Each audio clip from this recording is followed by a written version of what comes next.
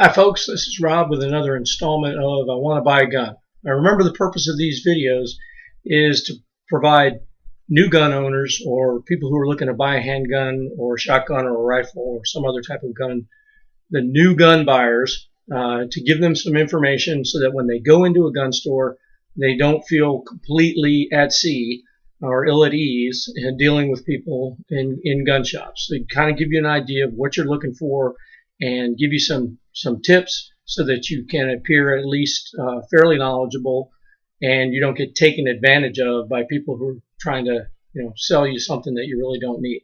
So today we're going to talk about home defense. So we've made the decision to buy a gun, and we've decided that we're going to buy a gun for home defense, and we can only afford to buy one gun, or we only want one gun, or whatever the reason.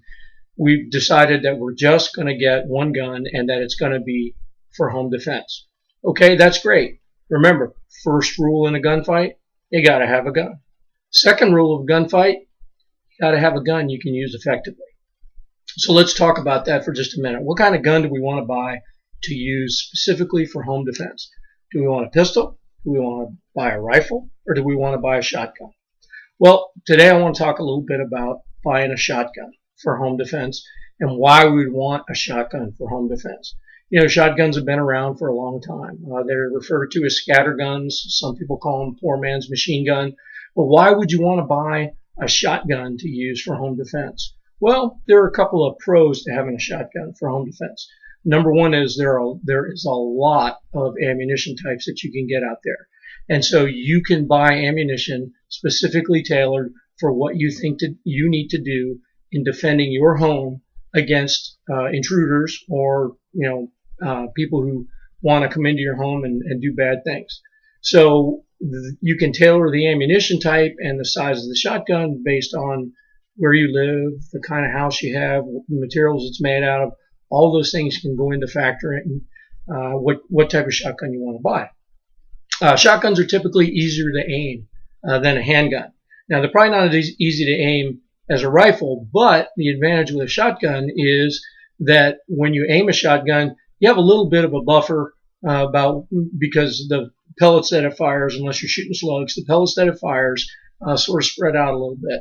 So the other advantage in having a shotgun, particularly a tactical type shotgun inside the home, is that it may be easier to move around holding the shotgun. It won't be as easy as moving around holding a pistol, but it'll probably be a little less unwieldy than moving a full-size rifle around inside your home.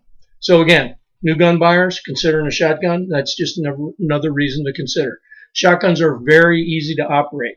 Okay, the three basic types of shotguns are the double barrel shotgun, either an over and under or a side by side, the semi-automatic shotgun, and the pump action shotgun. And we'll talk a little bit more about those here in just a minute.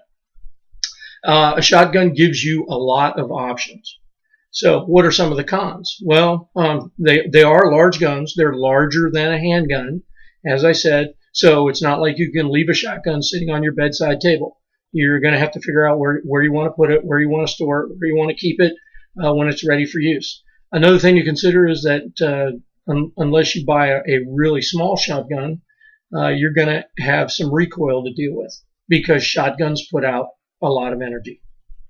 So based on your age, your body type, your frame, your strength, you may want to consider that. Fear not, because there's a shotgun to suit just about everybody out there. And let's talk a little bit about that. As I mentioned before, you have double barrel shotguns, you have semi-automatic shotguns, and you have pump shotguns. A double barrel shotgun is just that. It's a shotgun. It has two barrels. You break the shotgun open, you drop in two shells, you close the shotgun, you pull the trigger twice, rinse and repeat as necessary. Semi-automatic shotguns typically hold between 3 and 7 rounds, 3 and 7 shells, and you pull the trigger and the gun automatically cycles based on either inertia, on a straight recoil, or a gas mechanism. So every time you pull the trigger, the action cycles and a new shell is put into the chamber, you're ready to shoot again. A pump shotgun is kind of in between. It carries as many shells as a semi-automatic does, but you have to pump the action after every trigger pull. So you pull the trigger, you slide the action back, it ejects the spent shotgun shell, loads a new shotgun shell, you pull the trigger again. So it's a good compromise between a semi-automatic shotgun, which tends to push the price point up, and a double barrel shotgun, which tends to limit the number of shotgun shells that you can fire to 2.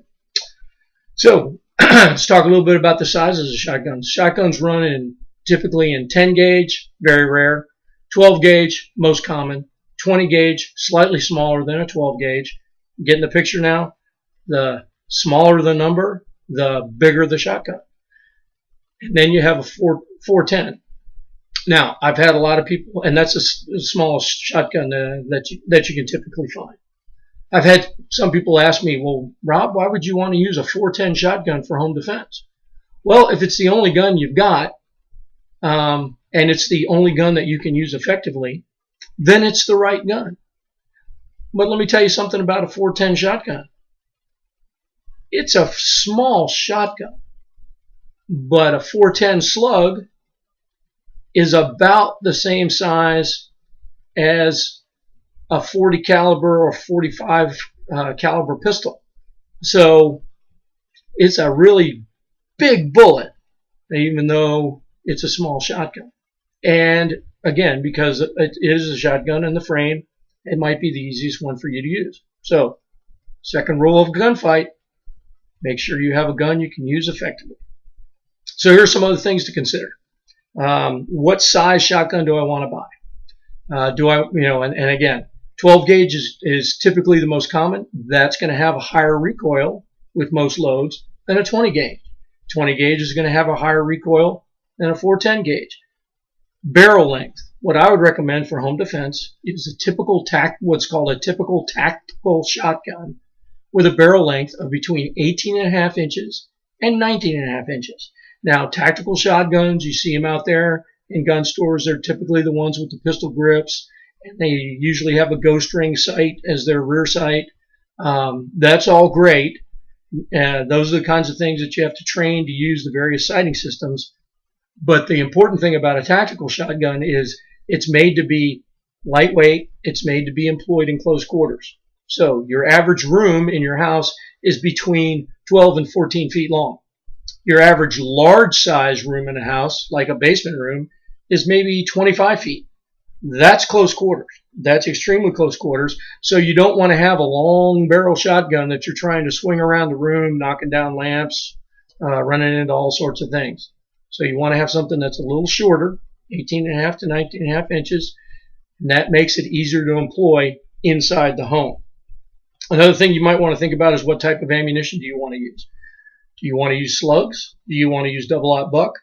Do you want to use something that's a little bit more common and a little less expensive? And oh, by the way, something that you can train with, like number 6 birdshot. Now, number 6 birdshot, I will not universally recommend it for home defense, but it's a very common load. And let me tell you something. Tests have been conducted. Number 6 birdshot at 10 feet will go through drywall and penetrate 4 to 9 inches of FBI ballistic gel. And that's the gel that the FBI uses to typically measure the penetration characteristics of various types of ammunition. So 4 to 9 inches may not be immediately fatal, but it'll send somebody to the hospital real quick. And more importantly, it'll probably get them out of your house. So that's something to consider too. Can you afford the ammunition, and can you train with the ammunition? And whatever ammunition you choose, please train with that ammunition so you know the characteristics of it and you know how to employ it, and most of all, so that you can be safe with it. Next thing to think about is, where am I going to keep this shotgun? You know, it's for home defense, so you want to have it someplace where it's readily accessible. But if you have children in the house, you also want to have it someplace that's not readily accessible to children. The other thing you want to consider is, where am I going to put this shotgun when I think I'm going to need it the most? And for me, you know, I typically think trouble's probably going to visit you sometime during the night. And so you might want to have a plan for moving the shotgun to a more readily accessible place when you're getting ready to go to sleep. Obviously, you can't keep it on your bedside table, But, a shotgun propped up in the corner, shotgun propped up on one side of the bed away from the door, somewhere where you can get to it and your kids can't in the middle of the night. Those are all things to consider, and you obviously have to make those choices for yourself. Another thing to consider is, where can I train with this shotgun? Are there ranges available for me to train on? Because again, number 2 rule in a gunfight, have a gun you can effectively use, and pointing and shooting with a shotgun is not a good idea. At the average room distance of 10 to 12 feet, your shotgun spread will be anywhere from 4 to 8 inches. And you get out to 25 feet, your shotgun spread is going to be around 10 to 16 inches. So think about at what distances you're going to employ it, where you're going to employ it, and understand where those pellets or where those slugs are going to go when you pull the trigger. Because inside the house, as I said before, drywall is not going to stop at 10 feet away, 25 feet away. Drywall is not going to stop those loads. They're going to continue to penetrate through the wall with enough force to cause damage to somebody on the other side, and that somebody might be a family member. So again, when you're doing your training, that's something to consider. Last thing I want to talk about is being safe with a shotgun. When you get your shotgun, make sure you read the owner's manual.